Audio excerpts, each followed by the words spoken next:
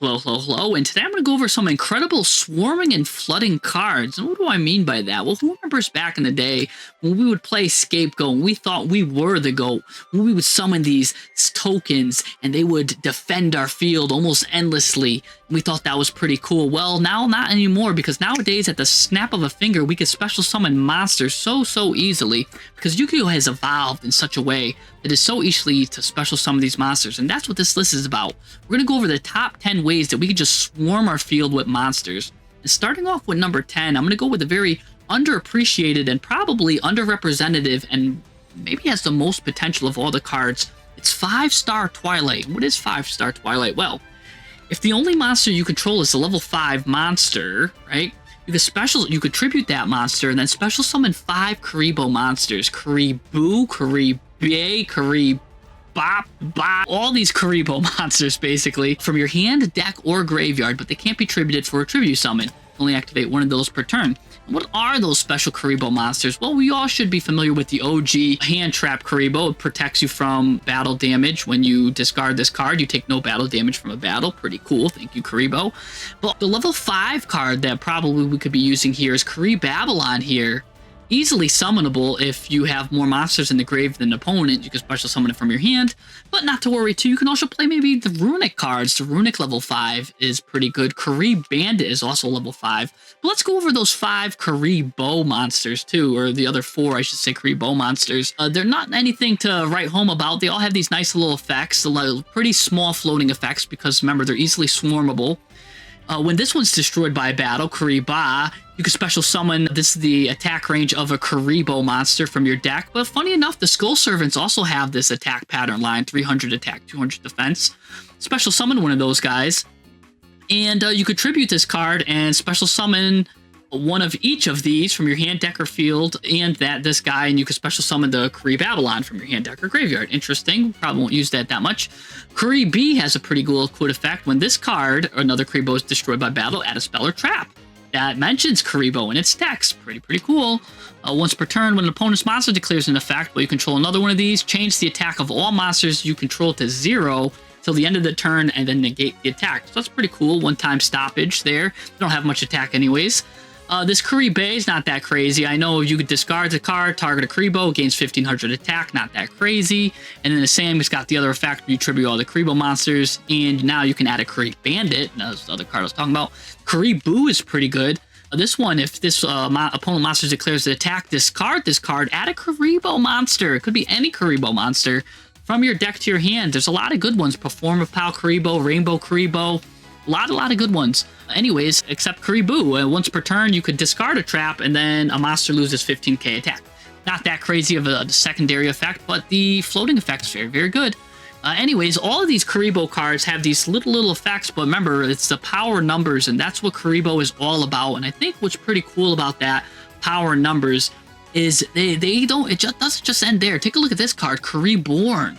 This also has a discard effect. This discard effect's not that great. When at the end of a battle phase, target a monster that was destroyed, one of your Kuribohs, and sent there, special summon it. But here's what's pretty cool. If this card is already in your graveyard and a monster declares an attack, you can banish it, target any number of your Kuriboh monsters in your graveyard, special summon them. So not only is 5-star Twilight summoning like 5 Kuriboh monsters, Kuriborn isn't discriminating and can summon all different kinds of Kuriboh monsters so long as your opponent just makes an attack and he's in the graveyard. Pretty cool.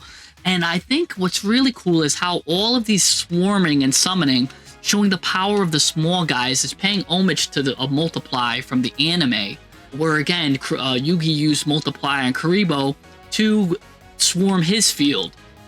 Really cool. Very interesting. A lot of potential. Hopefully you guys can maybe cook up something. Anyways, let's move on to number 9 here. Number 9 here is Duel Avatar Invitation.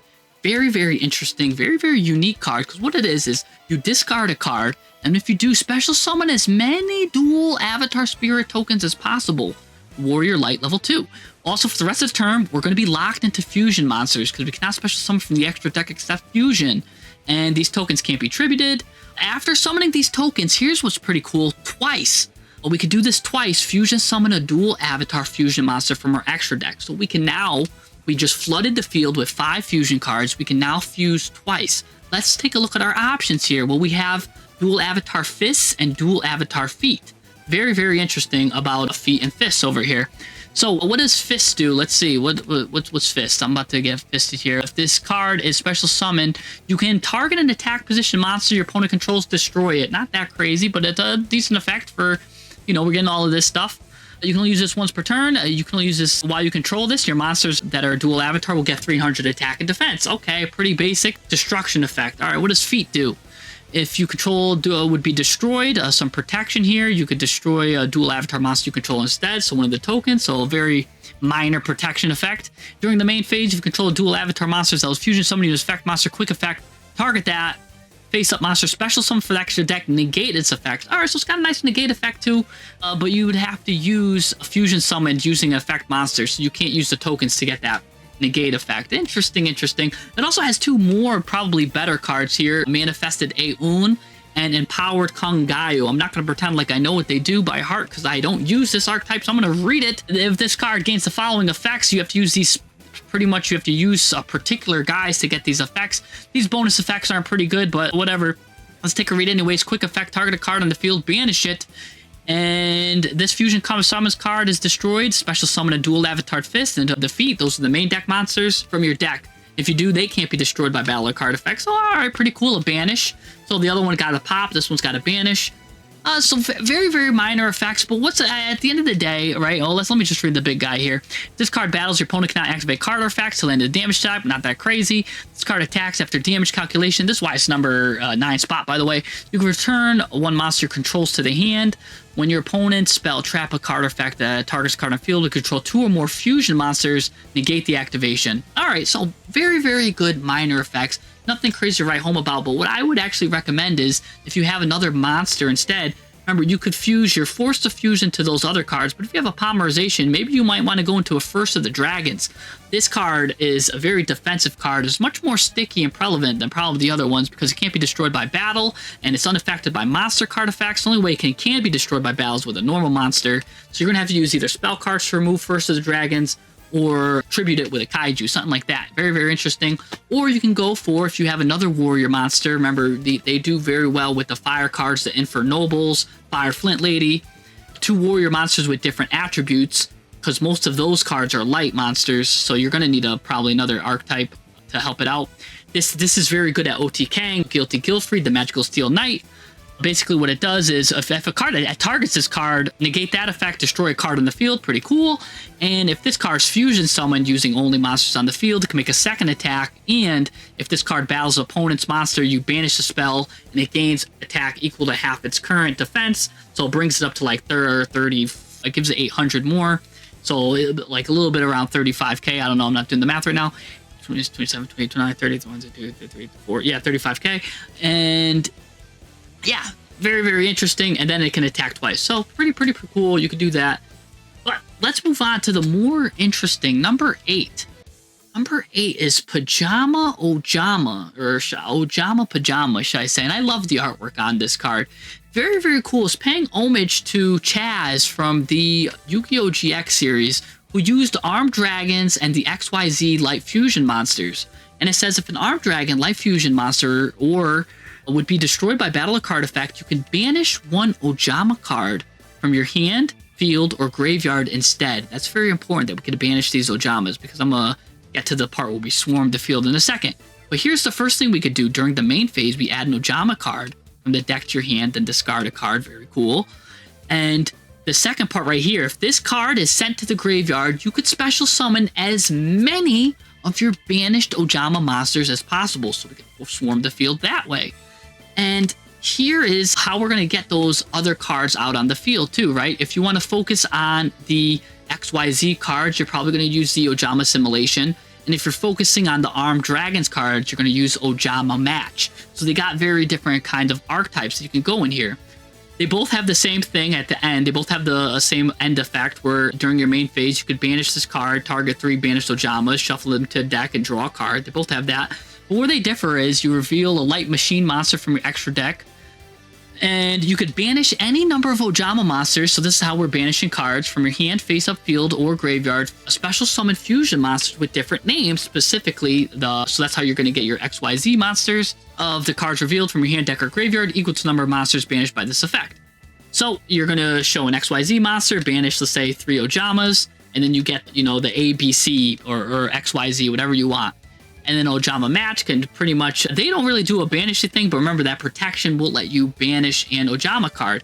And what's really cool about all of this banishing stuff is, look at this again. This second effect here, or the first effect, I'm sorry, during the main phase, add an Ojama card from your deck, then discard a card. Well, if you use that, you can add Ojama Magic here. Because if this card's sent from the hand or field to the graveyard, which remember, you can add an Ojama card, so you can add this, and then you can discard this right away in the same turn. When this card's discarded and sent to the hand, to the graveyard, you get to add one of each, green, yellow, and black. So that's how you're going to stuff yourself full with all of the Ojamas. And now you have the protection for your armed dragons or your light machine monsters. Very, very good. But the thing is, the problem with the deck is now you're playing Ojamas, and now you have to run all of these bricks in your hand. And so more often than not, if you're running about 2 of each of these, it's going to end up happening, of course, where your hand's going to end up looking like this. You're just going to end up bricking yourself, that's why this gets the number 8 spot. But when it works incredible. Very, very cool. Number 7, Rekindling. Rekindling is special summon from your graveyard as many fire monsters as possible with 200 defense, but banish them during the end phase of this turn. And just to show you how deadly that is, there is 92 cards in the game of Yu-Gi-Oh! So far, currently, remember, this is always growing. This is at the end of 2024, that have 200 defense. You can see some of the powerful ones, Snake Eyes, Fire King. You could use Rekindling to bring back a plethora of cards to just swarm your field. Now, Snake Eyes and Fire King being tier 1, maybe even tier 0 if you want to push it, doesn't use Rekindling because that's how strong it is. It doesn't even need that because you can't search Rekindling. But it just goes to show you that it has so much potential here. Look at all of these cards, its options at its disposal. Very, very interesting. And you could see the havoc, I can only imagine, with summoning all of these cards. Imagine that, just you top deck a Rekindling after a nice grueling match using one of these fire decks. Very, very deadly, and that's what makes that card so disastrous. Anyways, let's move on to the next one. Number 6 is the Generaider boss stage. One of my favorite archetypes is Generators.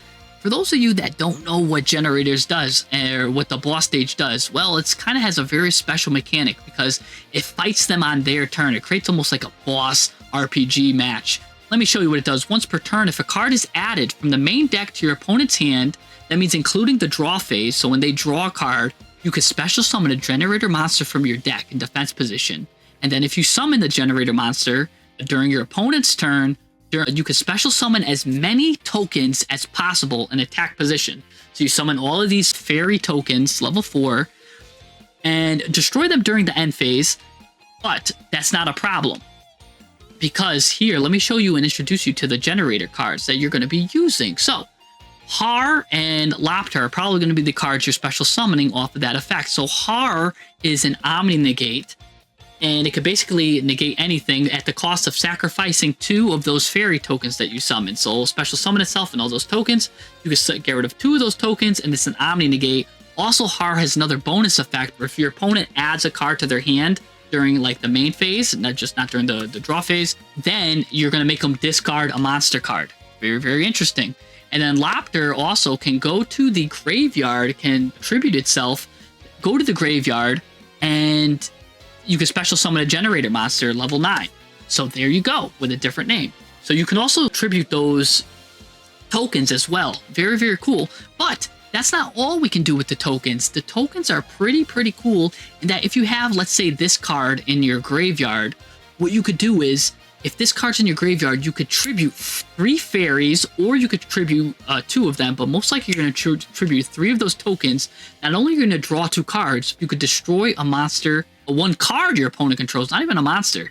Very, very cool, because remember, I'll read it in full. During the main phase, if this card is in your graveyard, tribute up to 3 fairy monsters. Those tokens are the fairy monsters, by the way. special summon this card, but banish it when it leaves the field. Then apply the following. Again, you could draw 2 cards, and you could do both of them as long as you tribute that many cards. Now, Hop Ear Squadron, very, very cool. You could special summon Hop Ear Squadron during your opponent's turn, right? So, during your opponent's main phase, quick effect, you could target one face-up monster you control, one of those level 4 tokens, and then immediately after, synchro summon. So, let's say you make Har and all those tokens, right? You negate Har, and then you negate one of their effects, right, with Har, and then now you have room, you have some tokens available, right? We can make a Desert Locust on their turn by using Hop Ear Squadron. So now they're going to discard another card too if they added a card. Because if this card is synchro summoned, the turn player discards a card. You can only use this effect of Desert Locust once per turn, and then it also has an effect where it can quick effect and chain into another synchro monster. So you'll use another token and Desert Locust, that's a tuner, and you're going to go into maybe Baron de Fleur. If you're still in Master Duel, Baron de Fleur is banned in TCG now, but you can go into something like Supreme King Sword Soul Supreme Sovereign, Chang Yang. Very, very cool. The options are very, very limitless. And Generators, the Generaider archetype, very, very good. Even though you're summoning on your opponent's turn, which is one of its drawbacks, again, you can use cards like Hop Ear Squadron and a Triarchias to basically make it an advantage. Very, very cool. So let's move on to number 5. Number 5 is basically the whole ninja archetype. Ninjas are very, very cool. Senior Silver Ninja, for example, if this card is flipped face up, you could special summon from your hand or graveyard in face down defense position any number of ninja monsters you want.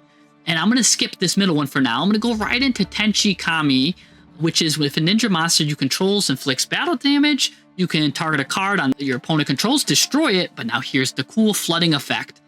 If this face-up card in your field zone leaves the field in any way, whether it's banished or gets destroyed there, you can now target any number of your ninja monsters with different names, special summon them face down defense position. So again, you could special summon a bunch of ninjas that way. But the main way is that ninjas usually use is Ninja Art of Duplication. Activate this card by tributing a ninja monster. Special summon any number of ninja monsters with the combined levels less than or equal to the level of the tributed monster. So we're going to tribute a monster. What are the main ninja monsters that we tribute? Are either going to be Getsuga or Yugioh, the Gravity Ninja. Now you can get those a number of ways. Ninjas have a very different ways of summoning them.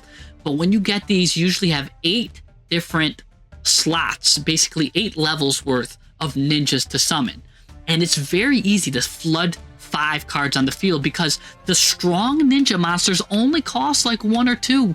Look at what these cards do. Mitsu, by the way, is for all intents and purposes is a negate, has a negate card. It will negate a monster's effects. It will take a card that's flipped face down, it'll flip it face up, and then she will flip herself face down, and that will negate a monster effect. Tabari can fusion on your opponent's turn. It'll do a fusion summon on your opponent's turn. Quick effect, by the way, very cool. And also, when it's summoned, it can't be destroyed by battle or card effects, or when it's flipped up, that's very relevant. And Green Ninja is a Book of Moon on legs. It can flip any card, monster card, up or down as it pleases when it leaves the field. So these cards are amazing. Not only that, remember, you could summon 2 of these, 1 of these, that's 1, 2, 3, 4, right? You can even summon 1 of these, 5, 6, summon 2 of those, 7, 8. You could flood the field. Or you could do 2 of these, 1 of these, and still have 4 left over. What can we summon with the 4s? Well, Kagaro is a card where when that's summoned, it can take a ninja from the graveyard and summon it face down. So there you go. It's even getting more advantage there. So in case, remember, like I said, you summon 3. Kagaro makes 5 because of itself, and it adds 1. And then the Kagaro also has a protection effect too. Very, very interesting. Where if one of your ninjas gets targeted, it special summons itself. Ninjas are absolutely insane. I got the Master 1 with ninjas. Or you could summon Hanzo, so long as you don't chain that card to anything, because Hanzo is a when effect. You have to worry about that sometimes. But if you're just doing that on a chain link 1, Hanzo will activate because it's the last thing you're doing, is summoning Hanzo. You can add any spell or trap, a ninja spell or traps from your deck to your hand. And by the way, the ninja spells and traps are busted. Same thing with Baku. When he's special summoned, he gets you a ninja spell or trap from your graveyard and add it to your hand, or a ninja monster. So speaking of these busted spells and traps, here's what the ninjas can do, right? So not only, by the way, ninjas can contact fuse, right? So here's, if you have those, I know I'm saying a lot of ninjas are ending up face down. That's fine, they contact fuse anyways. But Ninjutsu Art Notebook of Mystery is devastating. This card is basically lets you get another card from your graveyard. You could put it face down as long as it's a ninja card, and then grab any card you want. That's the opposite. So if you grabbed a ninja card, you can get a spell or trap. And if you grab the spell and trap, you can grab a ninja card. Very, very insane. I'm not doing this archetype justice. It's absolutely incredible. Mizan, of course, has a quick effect, lets you special summon a monster. And then this is probably one of the most deadly equipped cards I've ever seen in my life. This card makes any card that you equip it to a ninja. And by the way, you can banish one of your cards when you use this effect. You could banish a ninja card, target a card on the field, destroy it. And what's cool about making cards ninjas is this, right? You can make your Mitsu card, that insect is a ninja, and when you equip it with this equip card, you can just special summon ultimate great insect. This card's got battle protection, and as long as you have a field spell out, it can destroy all the cards. Incredible. And if you make Borreload Savage Dragon a ninja, right? Very easy to make, because remember, we're swarming the field with ninjas. Can attack twice by using its effect, and it's a ninja. So by the way, if we could just go back a second real quick, this card allows your ninjas to attack directly. So when we are using Borreload Savage Dragon plus him, you get an OTK. Absolutely deadly. Ninjas are insane at swarming the field, and that's why that rightfully gets that strong spot at number 5. But number 4 is going to go to a honorable mention here, because I've got 3 cards to honorably mention. These cards, when used in their archetype properly, these are all win more cards. So that's why they have to go here, because you're never going to really use them. But when you do use them, you are already probably going to win anyways. These cards just add insult to injury. This is like when you use Prohibition and you call GG no re, or whatever the name of that card, GG easy. These cards, so Super All In, right? This is the card that the Flower Cardians use. Super All In lets you special summon 4 Flower Cardian monsters from your graveyard, then draw a card.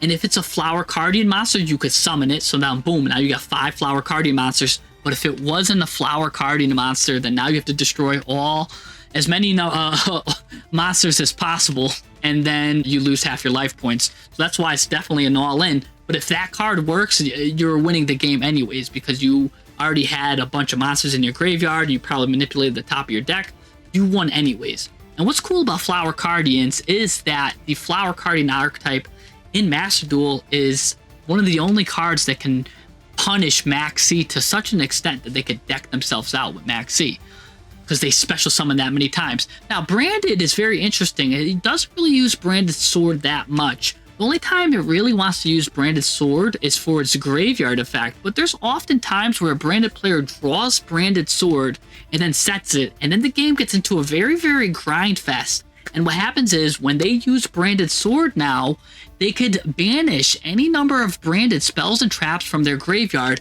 special summon that many tokens on the field, and these tokens are all level 8 with 2,500 attack, 2.5k attack, insane.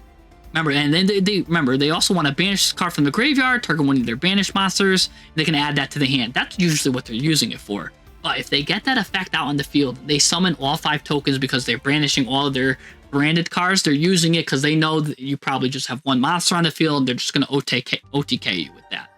Very, very interesting. And Smile Universe, used in the Smile archetype. If this card gets used on you, you're getting stunted on. You're getting dabbed on, basically. You're getting whatever you want to call it. I don't know what the teenagers now call it nowadays.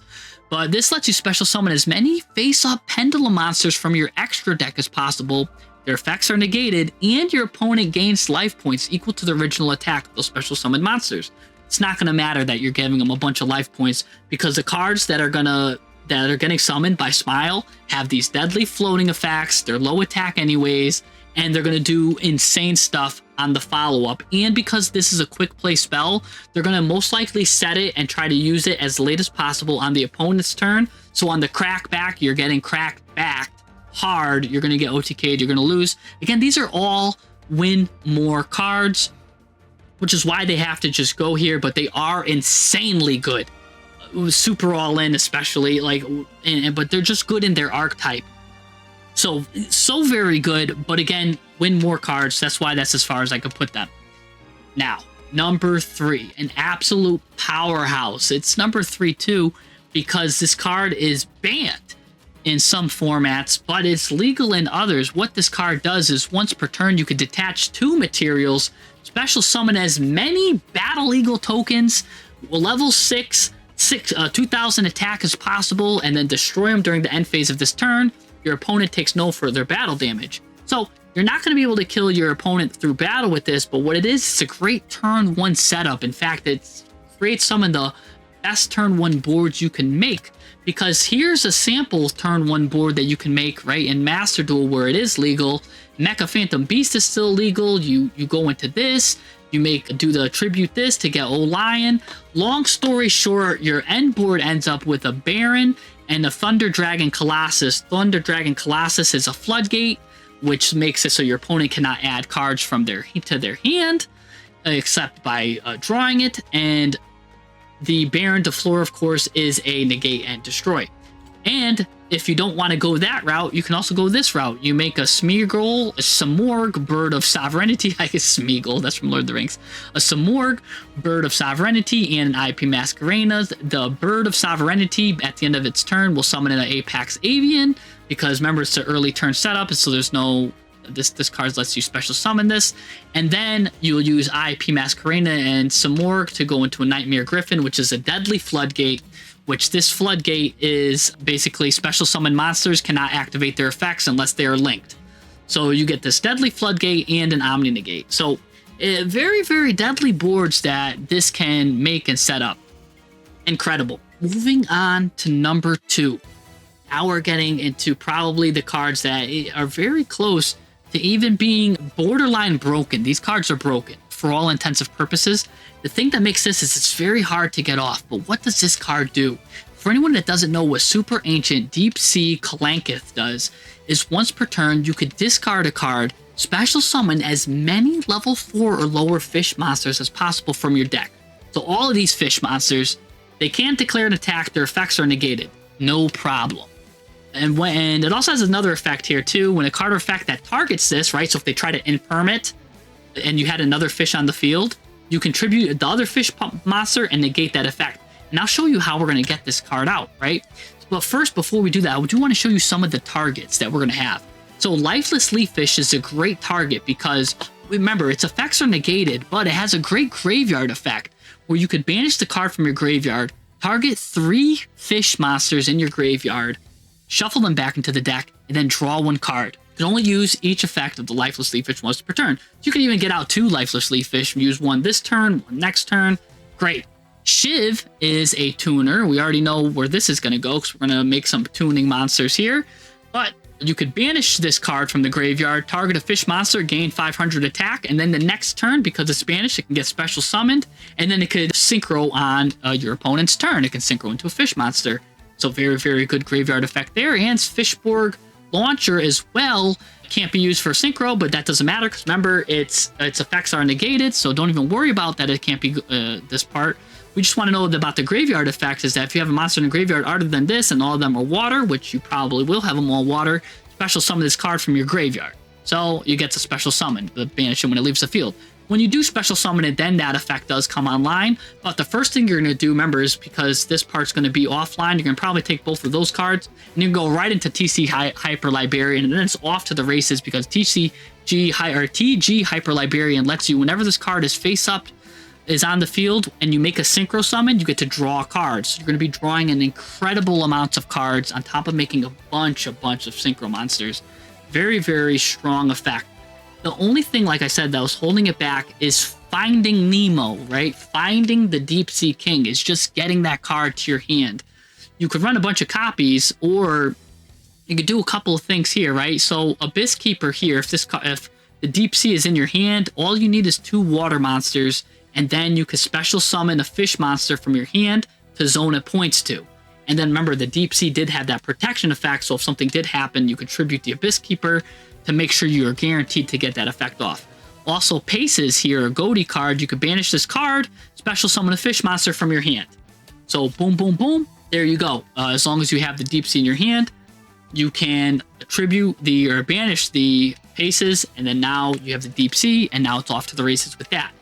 Or you can make, if you somehow play like a Foolish Burial Goods, or you're playing Ice Barrier, that lets you put a card in your graveyard, and you can make this, by making this card during your main phase, you can special summon, you're going to skip your next main phase, special summon a monster from your graveyard in defense position.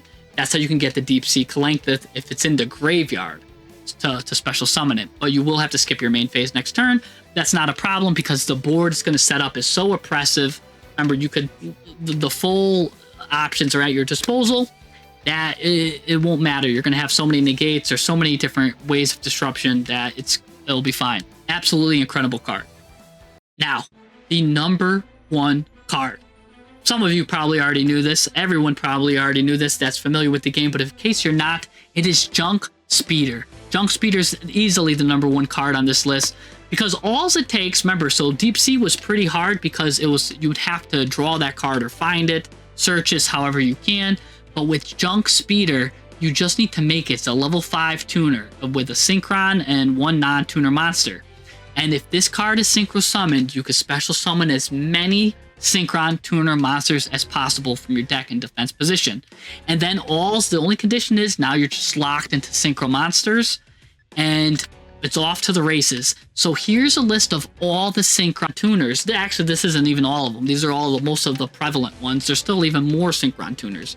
You can even see some of them even have great graveyard effects like Jet Synchron, etc., etc. All of these tuners, absolutely insane. And then here's all of the most commonly used, I should say, synchro monsters that they can go into. And of course, you're probably going to start off with TG Hyper Librarian, off to the races, start making all of these different synchros how you please, and go into whatever you wish. And that is the reason why that Junk Speeder is number one, because now you're just drawing a bunch of cards, you're setting up an oppressive board, you're drawing hand traps, setting up an oppressive board. Very, very important. If Junk Speeder gets its effect off, whoever used that effect won the game. I think it's got a 90% win ratio when it resolves. Anyway, so that's what we talked about today. All of these summoning cards, summoning a bunch of cards to the field. If you like this video, please like and subscribe. Got a bunch of mathematical videos. If you're interested in those kind of videos, click on this link over here, this video description here. And if you're interested in just more fun videos, lighthearted videos like this, click on the videos over here and join the Discord too if you want to talk about deadly strategies and stuff. We go over a lot of very little known strategies, a lot of deadly stuff. We review deck lists. A lot of cool stuff goes on in the Discord. So please join, like, and subscribe if you like this video, and I'll see you guys next time. Take care.